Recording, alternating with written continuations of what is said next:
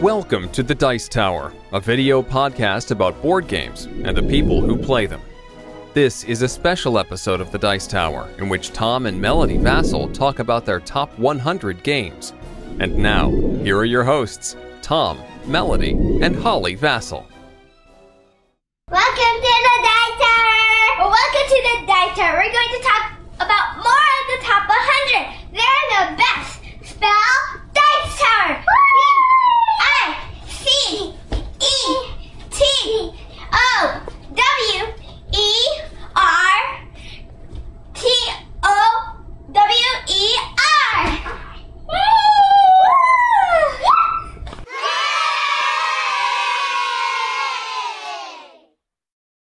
I like this game because you're racing worms which are really slow.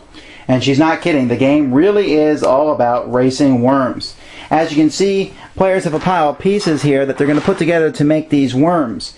And each turn, players are going to take a tile and put it on the table, turn it over, and that will show how fast their worm goes. So, for example, if this worm went 4, he would move like this. 1, 2, 3, 4. You could actually move them any way you want. So if you're really mean, I could have moved that horse was like that worm 1, 2, 3, 4, trying to block red off.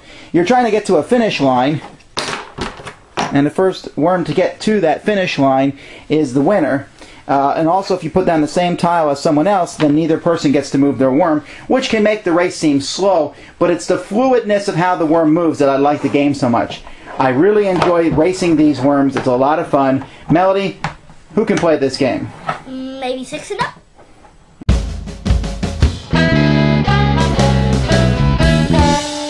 Age of Empires is too big. Really, that's the only flaw in the game that I can see. The box is really too big, but it's chock full of plasticky pieces, and what you're doing is you're exploring the world. It has nothing to do with the computer game, and that's kind of a, I tell people I have Age of Empires board game. They're like, oh, let me play the game. And we play the game, and they're like, this doesn't seem like it's anything like the computer game. And no, other than the fact that there's empires and different ages, it really isn't much of the same, but it's a wonderful game. A game where you go out, explore, area control, back and forth, kind of a bidding mechanic in a sense where you try to take control of different areas. But I just find it very enjoyable, one that I find myself playing time and time again. The pieces, I guess they could have differentiated between the pieces for each player.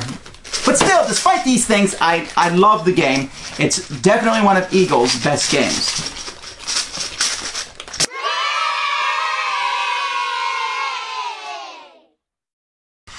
This game because you're dropping the egg down the path to kill the other chicks. I don't know if you're killing them. Maybe you're just knocking them down. But let's take a look at how the game is set up. The board itself is a three-dimensional board that uses both sides of the box, like Melody's showing you there. And what you're going to be doing is you're going to be taking your chickens, which look like maybe they escaped from a movie about chickens and Ariel, and they're going to be climbing up this by rolling a die and simply moving them to the top. But as you move them to the top, every once in a while you're going to get to roll the rooster, who's going to roll an egg down to try and stop them. So you start at one of the holes at the top, push the ball. Oh, Melody just knocked all 3 down to the bottom. Now this is the mini version of the game. There's a larger version of the game which is better than this one. I wish I had the bigger one, but this one's still a lot of fun. So it takes a long time sometimes to get someone to the top because you keep knocking them over with the ball. But everyone likes rolling the ball down the chute and knocking down the chickens. Aww. Who can play this one, Melody? 5 and up. You like this game, Holly?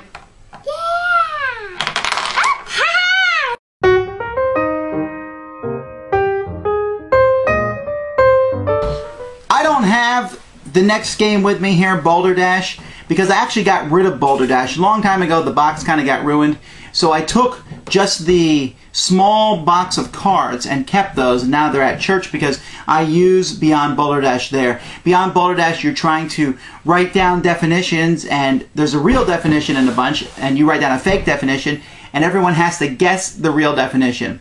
It just becomes hilarity. And again, I'm sorry I can't show you the game, so I can show you what happens during the course of the game. Okay? As the game progresses, this is what everyone just keeps doing. They just keep laughing and laughing and laughing and laughing. and laughing and laughing. And, well, that's really the best description of Beyond Balderdash.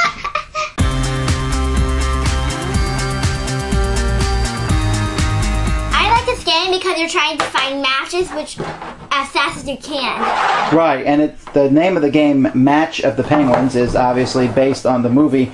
But you'll be turning cards over in a row, and as you turn these cards over, you're looking for identical. Now, in this instance, these cards are exactly identical, and when that happens, a player is going to grab the white pawn from the middle of the table as fast as you can.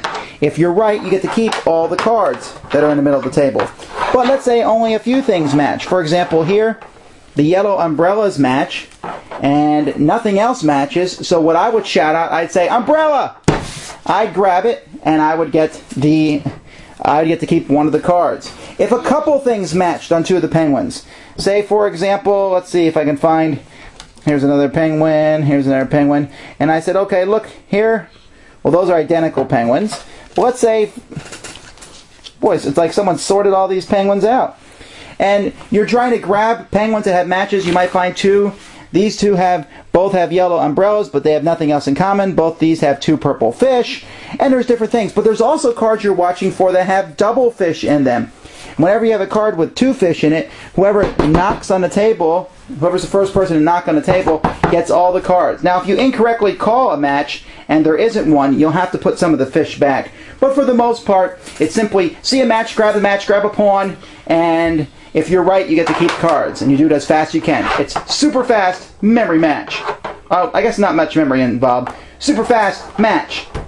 Who likes this game? Me!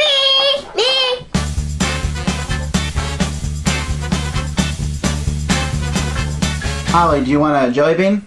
No thanks. Wow! Won't take a jelly bean. Are you sure? Yes. Okay, well too bad then. I guess I'll just eat it myself. But that's what happens when we play no thanks. People always say, oh no thanks, I want to play the game. But the game is a very simple one. It's been on my list for a while now, where you play chips and to not take cards.